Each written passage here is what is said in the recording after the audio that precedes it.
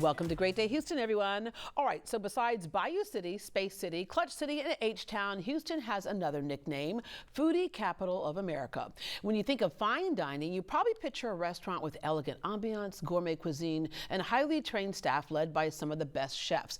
Now, what if that same level of technique, presentation, and hospitality came to your home? After years of training in high-performing kitchens, Chef Oscar Juarez created Make It Nice. It's a private dining experience designed to bring Michelin-Inspired cuisine directly to customers. And Chef Oscar joins us with a taste of what that looks like. Good morning. Good morning. All right, before we get to that, we're going to go into some ingredients of your life. We were just talking right before the show started. When you ask kids today, like, what do you want to be when you grow up? Yeah. A lot of them will say, oh, a chef, right? Oh, yeah. A lot of that inspired because of things like Food Network and the whole bit.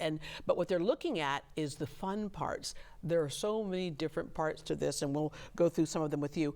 At 15, you started your career in the industry. What were you doing? I was washing dishes at a restaurant near my neighborhood. But yeah, I started as a dishwasher and kind of made my way into the kitchen when I was 15. Yeah, that's such an important job because as the dishwasher, you see which dishes did well and which ones didn't. Uh-huh. And as a chef, do you go back there and check every now and then? All the time. Yeah. I want to see what comes back. I want to see everything. Yeah. After high school, you went to culinary school. Correct.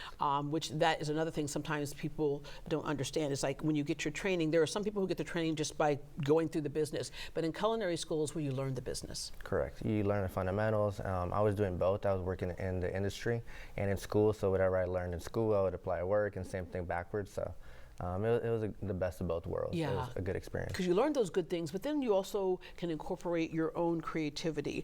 You graduated Art Institute of Houston, and you found what you call your purpose through cooking. What was that revelation for you, where you just said, you know, because we can look at cooking as like cooking and food are just, it's part of everyday life, right? In every single household, it's part of everyday life, every human's life. What did you determine was purpose for you? The life-changing moment, I think, for me was straight out of culinary school. I got recommended by my school to go to Disney, Orlando, Florida, to do their culinary program. And when I worked out there, I went in there blindly. I met so many great chefs, a lot of great mentors, and they all honestly changed my life and kind of made me realize this is what I wanted to do for the rest of my life. Yeah, and when it came to food, you realized how it brings people together because you were working with people around the world. Yes.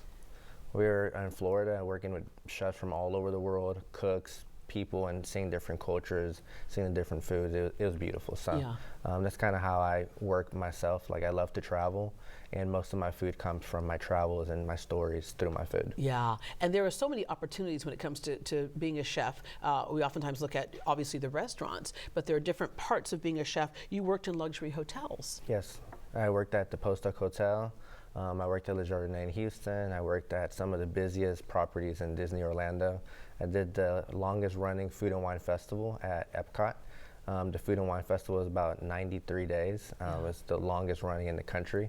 So it was a really good experience. I've kind of been all over, and it's been a great run. Yeah. What was Mickey's favorite meal?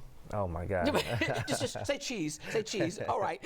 You mentioned working at Le Jardin in Houston, and also Michelin recognized restaurants. When we say Michelin, what does that mean? When you're recognized by the Michelin Guide, so these are some of the best restaurants all over the world. So Michelin Guide goes and evaluates the best of the best.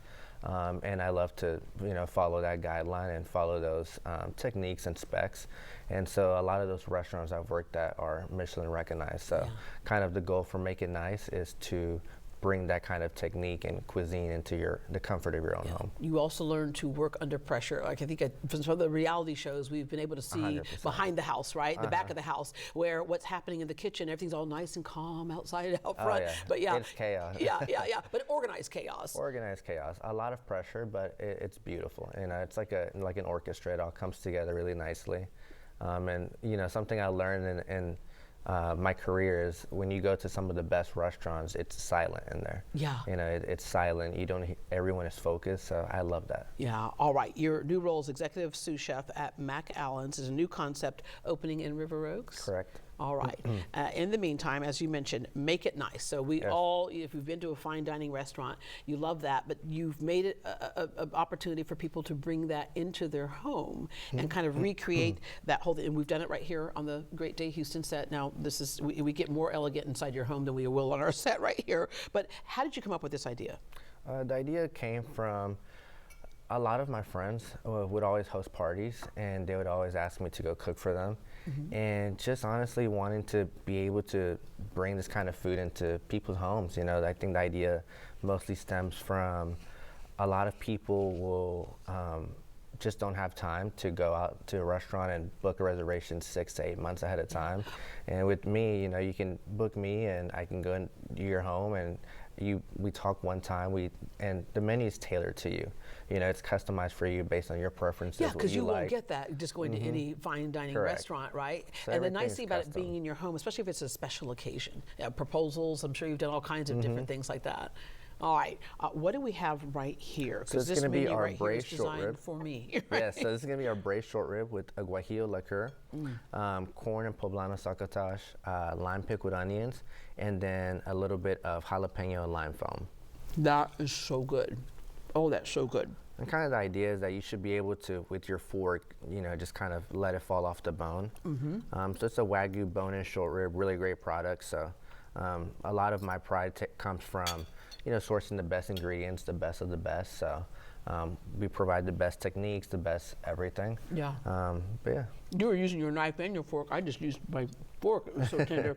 It just falls off the bone. Yeah, and again, this is not catering. Correct. So the idea behind that is like a lot of catering companies will just kind of come and drop off food. And what I like to think of it as like, it's personal. It's a lot more intimate, and everything is tailored to what you're looking for and what your vision is, right? If you have a special occasion, if you have something important that you'd like to do or you want to impress a client, that's kind of what I'm here to do. Oh, that's another good one. Yeah, if you're having something that you want to do with a client where you're not going out someplace or coming into your home. It's more intimate. You can, you know, enjoy your glass of wine, and I take care of everything. Yeah, and how impressive would that be with a client to actually have a dish that's their favorite meal or something, right? Okay, you just introduced the Chef's Table membership. How does that work? Yes, so that's also the same thing. A lot of executives have been doing this, just mostly for convenience. The idea behind that is a membership that any 4 times of the year, you can get any dinner up to 6 guests, I believe it is 6 guests, and you can pick the 4 days. And so if you give me a week in advance, you pay your deposit, and you basically have access to 4 different dinners, up to 6 guests throughout the entire year. So it's an annual membership. Oh, that's nice. It's nice. You I can have do a about client 6 for to you. 8 courses. Yeah, because we keep begging her to stop cooking and, and inviting us to the house. But I have a client for you. All right. You would love to also host some pop-up dinner events. Those are really fun. Yeah, in the future, I would love to do that. Kind of the goal for Make It Nice is to keep growing as a chef, keep growing as a brand, but also in the future, I would love to be a little more accessible to people in a public setting. So I'd love to do pop-up wine dinners and do ticketed events and do a little bit more things like that in the community.